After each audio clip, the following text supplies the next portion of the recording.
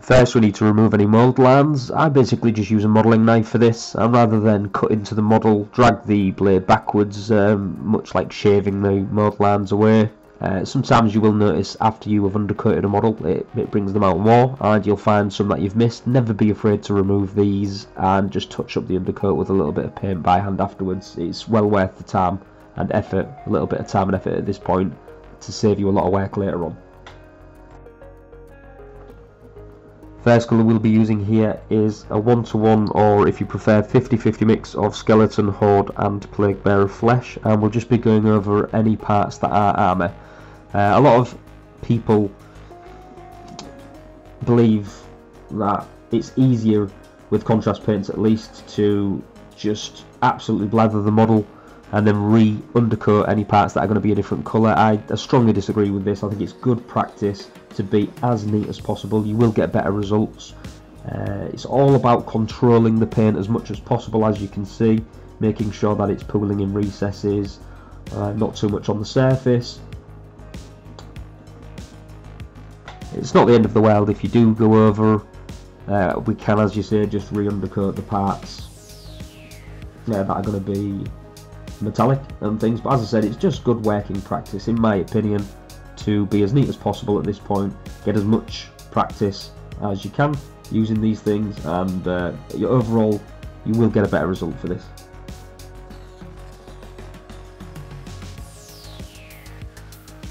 I just also wanted to give an example here of what not to do, because I think we learn just as much from mistakes as we do from success. If you're used to using shades or washes, you might be used to removing pooling from a model.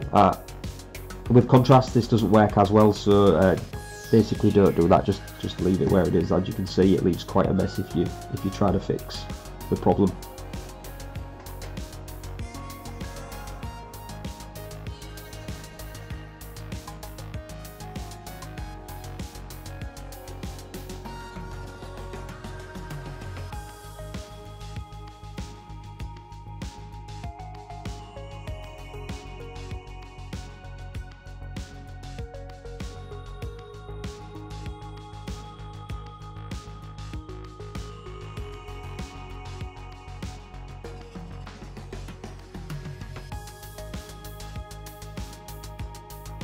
I had a friend ask also if I paint all of my models sub-assembly. The answer to that is no.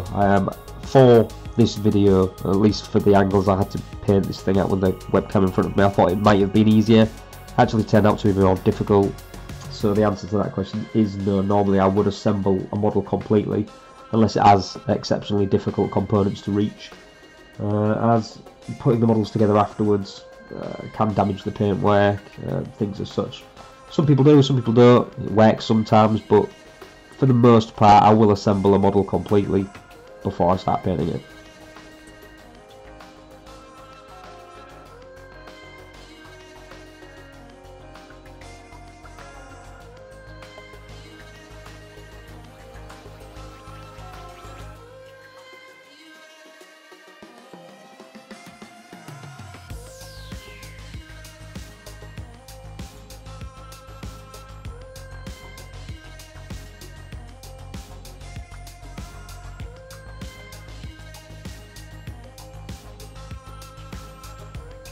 For the most part, we're just going to use this first coat like we would a wash, making sure that we get as much as possible in the recesses and leave lighter areas to give some good contrast.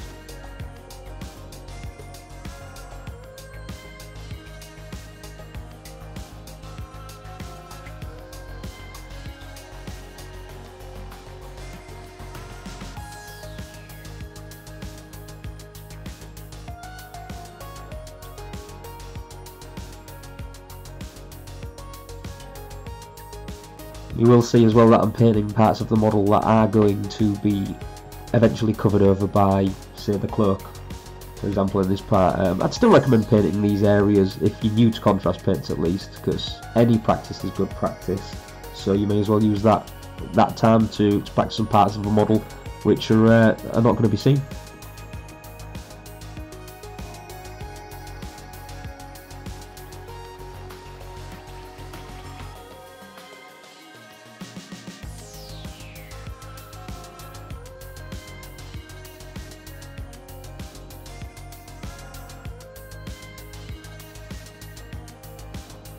I normally use a wet palette to paint myself. These do work brilliant with contrast paints. For space reasons for making this video, I didn't have the chance to do that, so I'm just using a sheet of plastic and a pipette.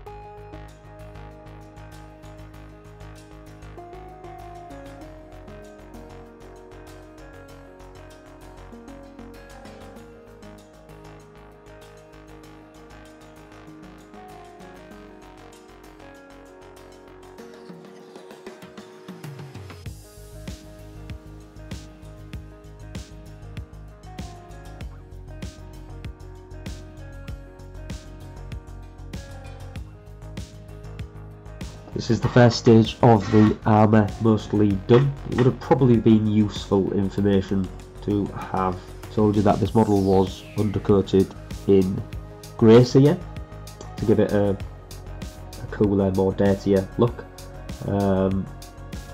As you are about to see, I do then undercoat certain parts of the model with Wraithbone to give some contrast between some of the colours I'm going to be using.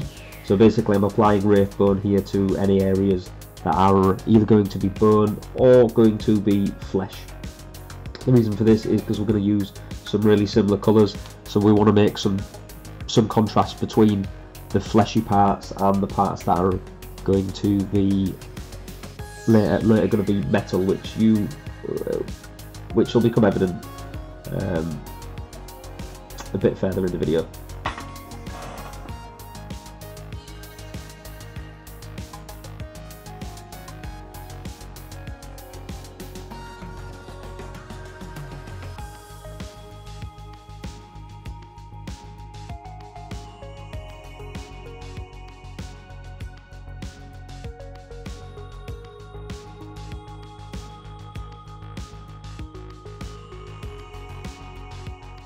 So for the metallic trims, I want a coppery sort of brass effect, so I'm just using dark earth, I think it's called dark earth, yeah, dark earth flesh for these bits, just neat. The original model, for those who hear from that link, that I did use Gulliman flesh on. I'll leave a comparison of this one and the original model, so you can decide which you prefer. They're both really similar.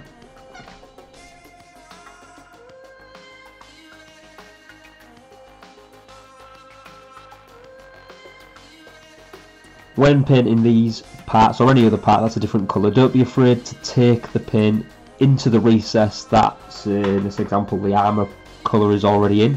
It'll just darken the colour and make a better contrast, and also we're going to give the model an overall wash later on, which will darken that even further. So yeah, don't worry about doing that.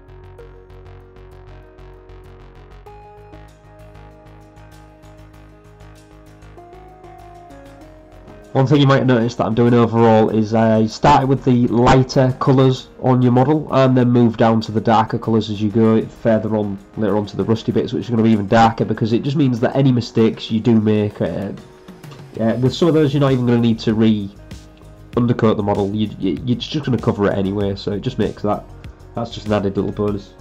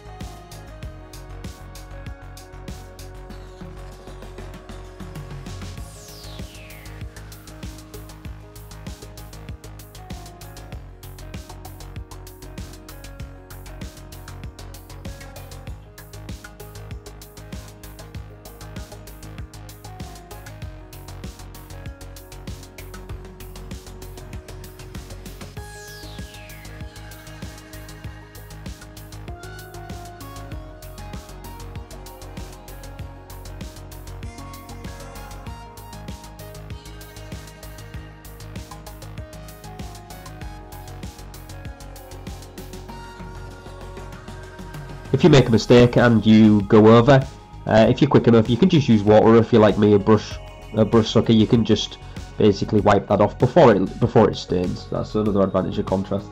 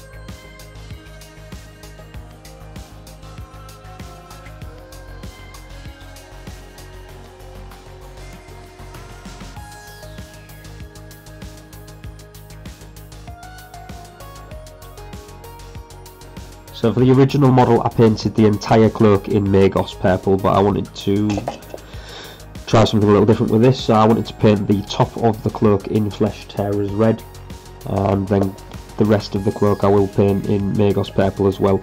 The Flesh Tearers red I found a little bit more difficult to use. One of the downsides with the contrast paints is they all act a little differently, so each individual colour I suppose you'll need to get a little bit used to.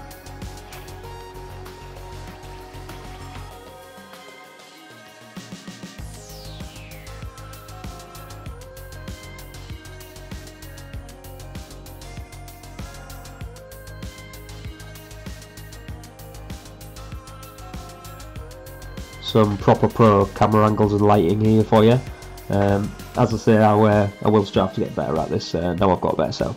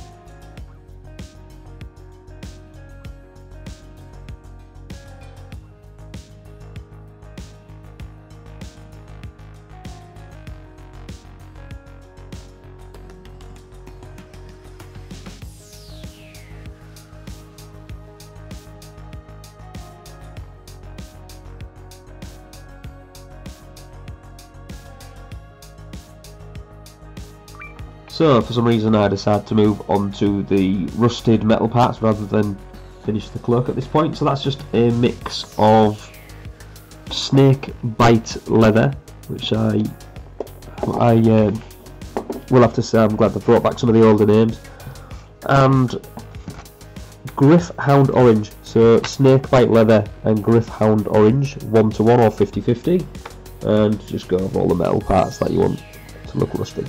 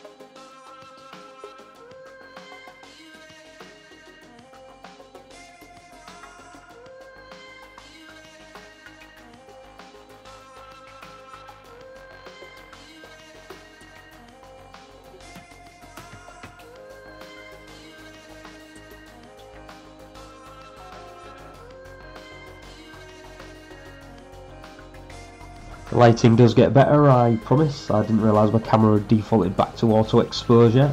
With parts like the spike on the shoulder, your intuition might be to paint with the direction of the item, if that makes sense, but sometimes painting against it can give you a better edge highlight.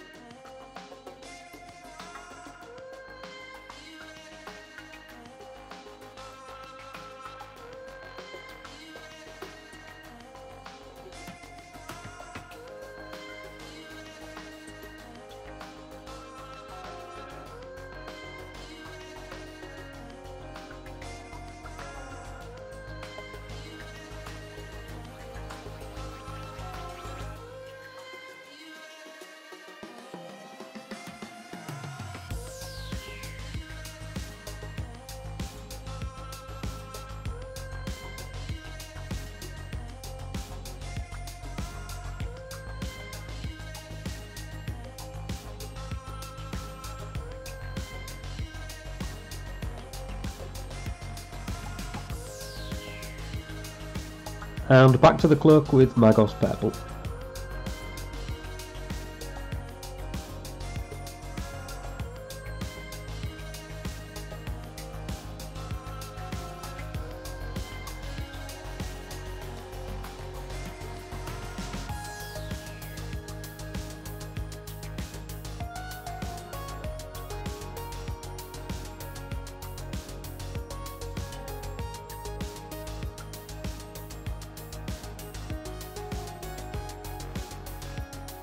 For the fleshy areas we're using Gulliman Flesh, and because we undercoated these areas in Wraithbone we will get a warmer flesh tone which will make it stand apart from the metallic areas.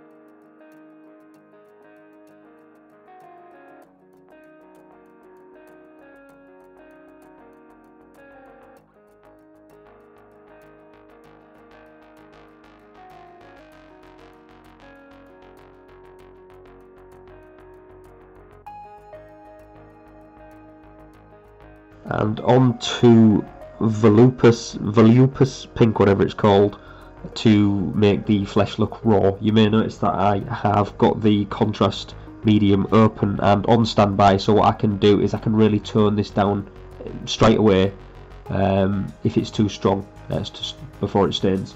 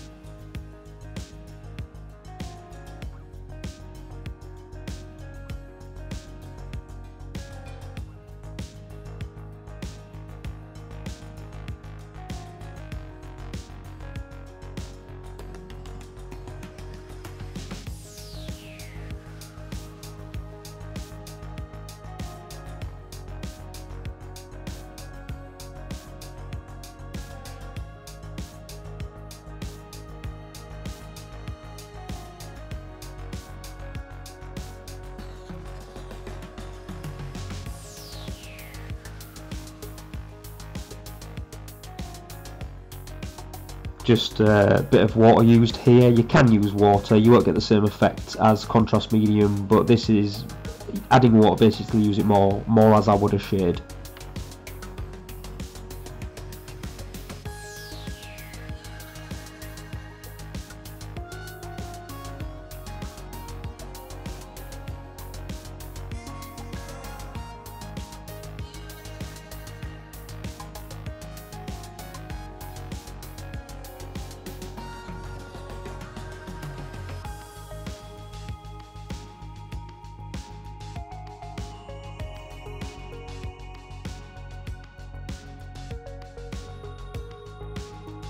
And finally, just a bit of Juiki Violet, or you can also use Magos Purple for pretty much the same effect, just in the dark, the deepest recesses, to add to that raw look.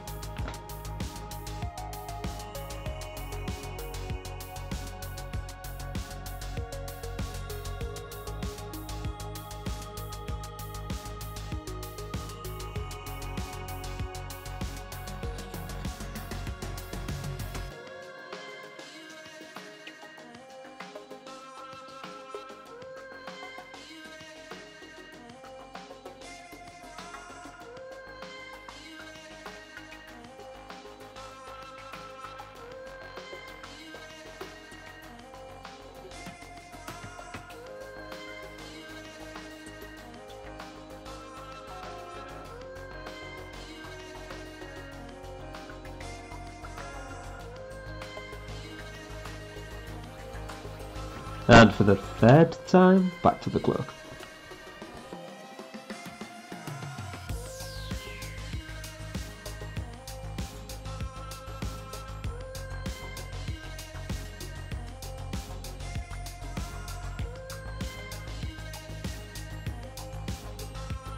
As you can maybe see here, when the paint looks a little watery or isn't sticking to the surface as good, it maybe just needs a quick reshake.